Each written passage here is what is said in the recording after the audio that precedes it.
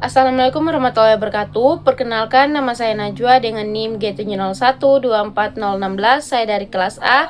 Di sini saya akan membuat video untuk memenuhi tugas pendahuluan percobaan 4, yaitu identifikasi parasetamol dengan KLT atau kromatografi lapis tipis pada praktikum analisis farmasi.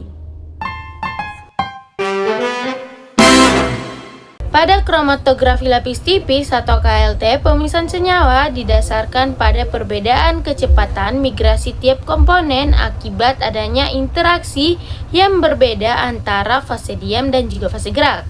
Fase diam, umumnya silika gel yang bersifat polar, akan menahan senyawa melalui gaya absorpsi, sedangkan fase gerak atau pelarut akan membawa senyawa naik melalui aksi kapiler.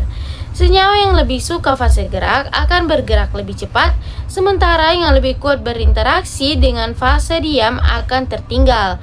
Nah, jadi pemisahan terjadi karena kompetisi antara gaya tarik ke fase diam dan kelarutan dalam fase gerak.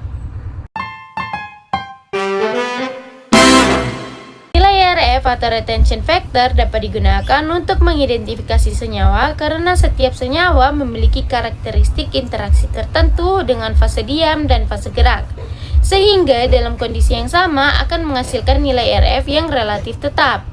Namun, agar perbandingan antara sampel dan baku valid, harus dipastikan bahwa kondisi percobaan identik, seperti jenis pelat KLT, komposisi fase gerak, suhu, kelembaban, serta cara pengembangan dan pengukuran. Nah, selain itu, sampel dan baku sebaiknya dijalankan pada pelat yang sama agar hasilnya benar-benar dapat dibandingkan secara langsung.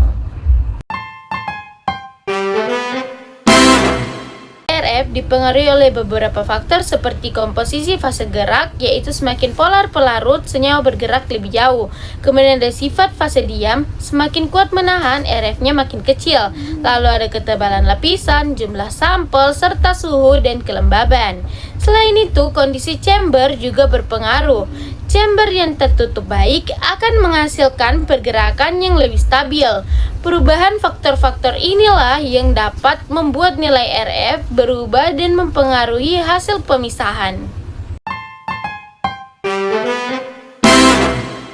Nilai RF dihitung dengan membandingkan jarak yang ditempuh senyawa terhadap jarak yang ditempuh oleh pelarut dari titik awal.